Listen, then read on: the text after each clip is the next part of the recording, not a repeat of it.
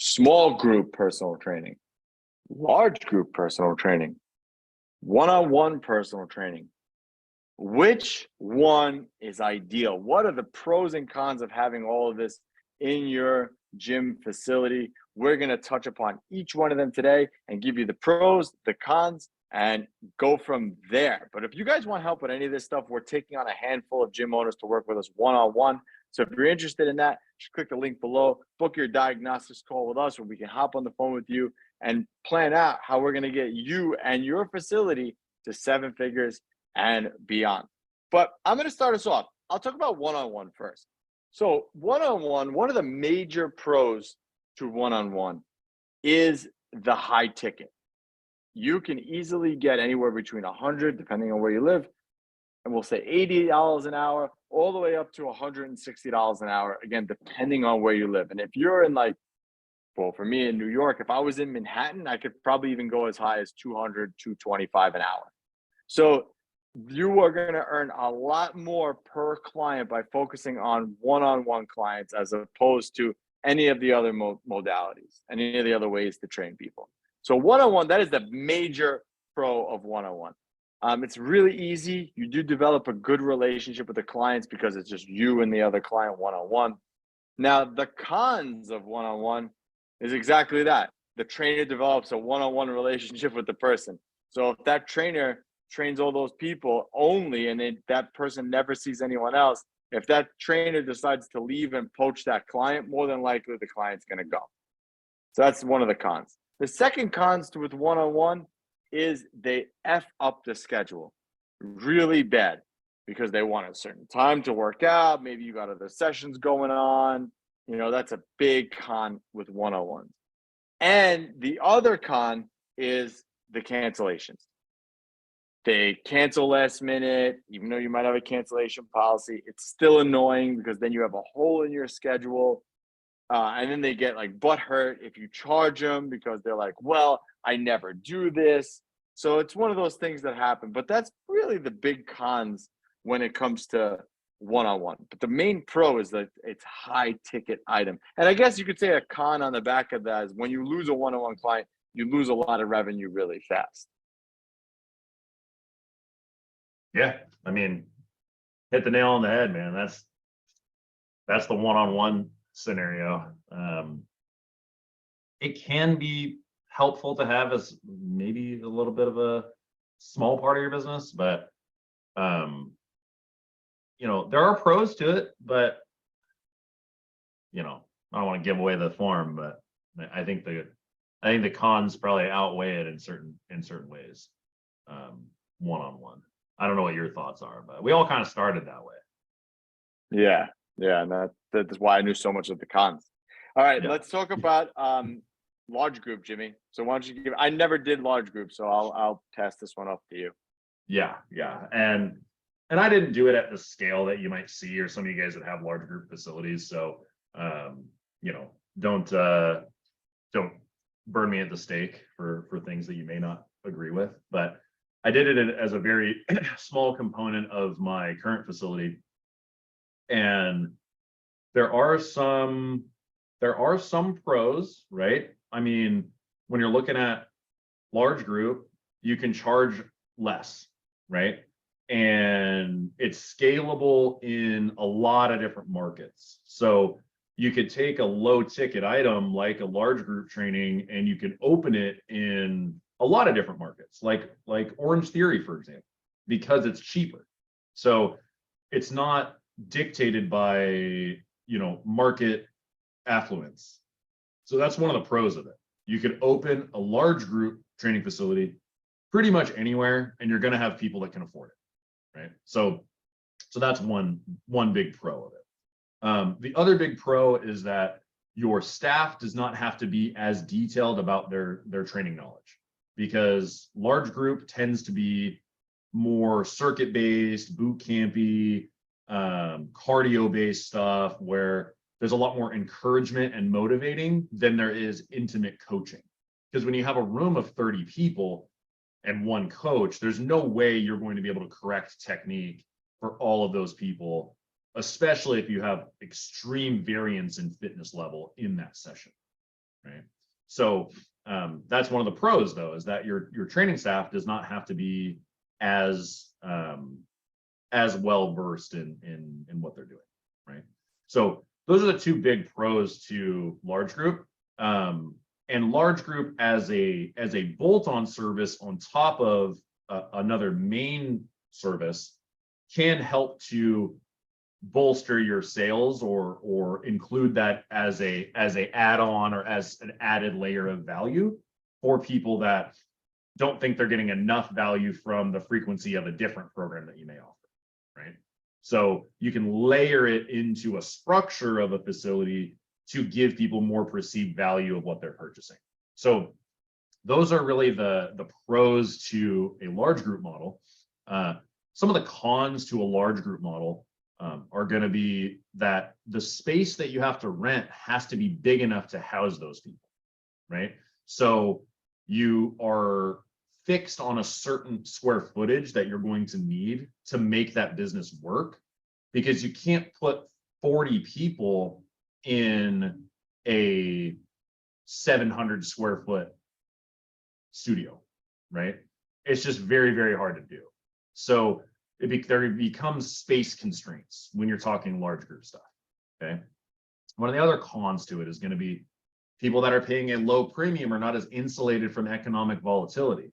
So you're going to have a little bit more of a churn with a boot camp model on average, right? So you're not going to see as many people stay as long unless you're the cheapest thing in the market, which we don't recommend doing if you're doing boot camp, right? So maybe if you're $99 a month for unlimited sessions, you might not see that much churn, but you're also not seeing that much revenue. So you're probably going to see more churn because of the type of person that you attract if you are charging a lower tier, right? Membership type. And the other thing is the sheer amount of volume of people that you need. So to get to around $1 million business, when you're charging $100 a month, you're going to need like 800-900 members, right? So that's a lot of members. That's a lot of people to manage. It's a lot of back end. So that's one of the other cons is the volume play just has to be so high. So you have to acquire so many leads and acquire so many clients that it becomes difficult at a certain point. If we flip it back to pros, it's easier to sell a cheaper thing, right? So that's also part of it. So it's easier to sell the cheaper thing, but at the same time, you need so much more volume. So it ends up being a net neutral at a certain point, or maybe even a little bit more in favor of a different type of structured program, because the sheer amount of volume that you need outweighs the ease of the sale. So those are kind of the pros and cons of the large group model. It can work, and it has worked for a lot of people. I mean, some of the biggest franchises in fitness in the world run large group. So there's something there. But also there's some nuance to comparing franchise success to individual owner success in terms of what the franchise's actual goals are and what the individual owner's goals are. So take that with a grain of salt. Just because Orange Theory is a large group program does not mean that it's the best program for, or the best way to go for an individual owner to be profitable and have freedom and have a business that they love. So those are the pros and cons of large group. Yeah. Now let's shift over to the top of the line one, I believe. This is the one that's really going to set your business up for huge success. Lots of freedom, lots of profit here, and that is small group personal training.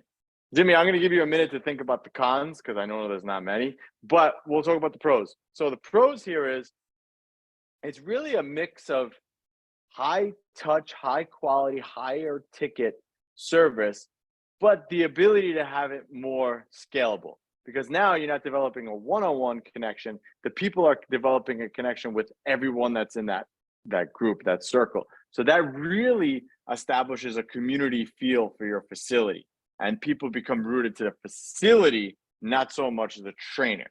So that's one of the benefits. Two is that you can charge a good amount for small group personal training.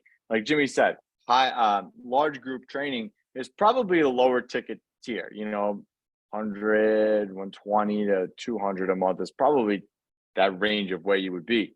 Small group, the option goes probably a lot of people undercharge and start at like 250, but you want to be at around 300 to 600 a month for small group personal training. So that's the sweet spot right in the middle between one-on-one and large group. So you're able to provide the clients with a more premium of an experience while still being able to scale your business. Now, the other thing is too, you're going to earn a lot more per hour doing small group as opposed to doing a one-on-one or a large group. So for example, let's go with the one-on-one model. Say you're charging, for simple math here, you're charging $80 an hour to see a one-on-one client.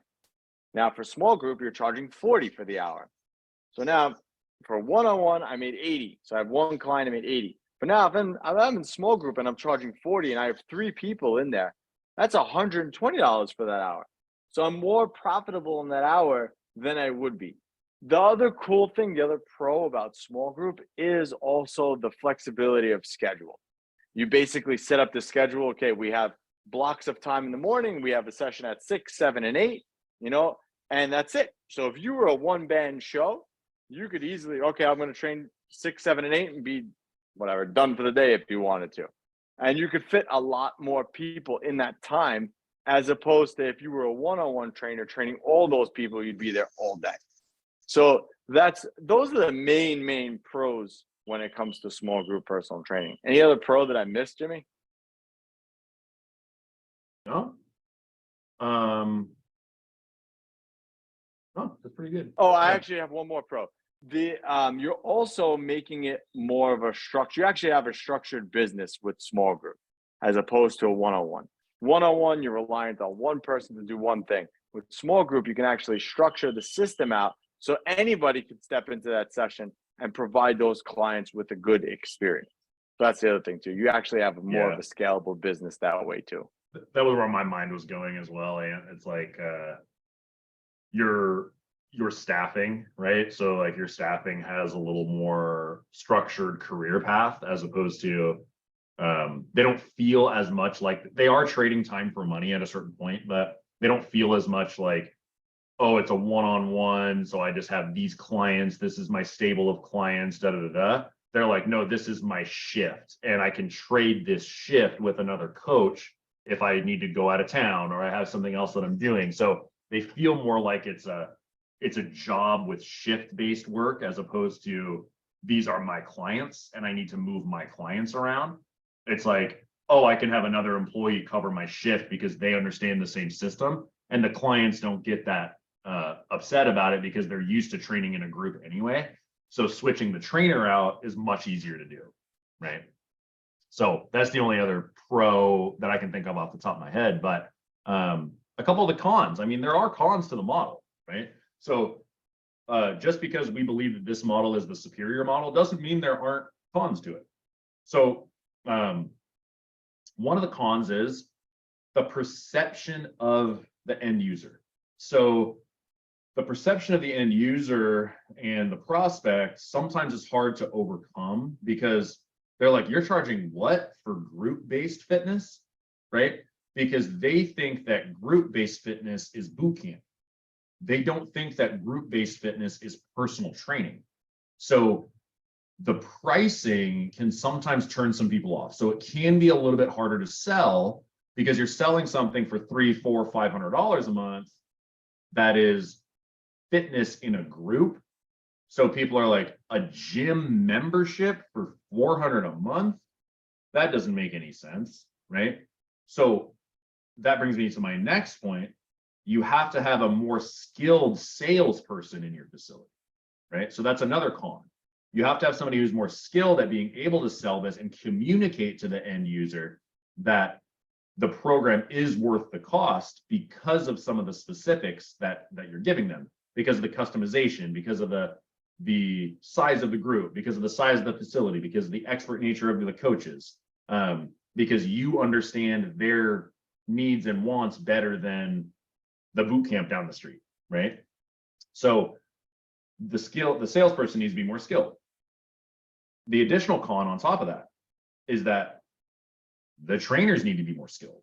You can't just throw any Tom, Dick, or Harry in there just to run a session that doesn't know anything, right? They have to be more skilled, and you have to have a longer training cycle for your coaches to get them up to the level of standard that you have for a small group environment, because you can't hide in a small group environment. Your coach's skills can hide in a boot camp, right? Your coach's skills can technically hide in a one-on-one scenario as well, because of the relationship that you build with that one-on-one client, because you're then their friend. So they don't care as much about the workout. They like having a friend to keep them accountable. Whereas in the small group setting, they want the friendship and the value and make sure they're getting taken care of because there's other people that are training with them. So your trainer needs to be more skilled to actually execute this model properly. And then when we talk about freezes and cancellations, right? Similar to a one-on-one situation, it's a big chunk of money to lose at one point. When you're losing a member in a boot camp scenario, you would lose 4 members in a boot camp scenario to equal the members of the loss of 1 member from a small group scenario, right? So the losses of members or the freezing of members hit your pocketbook a little harder. So that's another one of the cons. So the only cons to the small group model is, one, your model can result in bigger changes in revenue because of the higher price point. 2, you need a more skilled salesperson to actually get people across the buying line to purchase this product, because it's a product that people aren't familiar with, right? They're like, one-on-one, boot camp, gym membership is what they think about, right? That's what's more popular, okay? And then you need a more skilled trainer.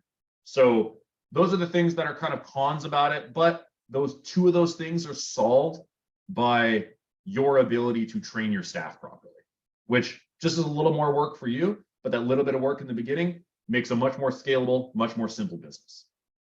Yeah, agreed. And like I said, for me, the biggest con is definitely having that skilled salesperson be able to sell the training. That's the biggest con of it. But like Jimmy said, that's something that we can help you with. So if you're interested in having us help you to train your staff and scale your staff, so this way you could back out of some of these roles, just click that link below.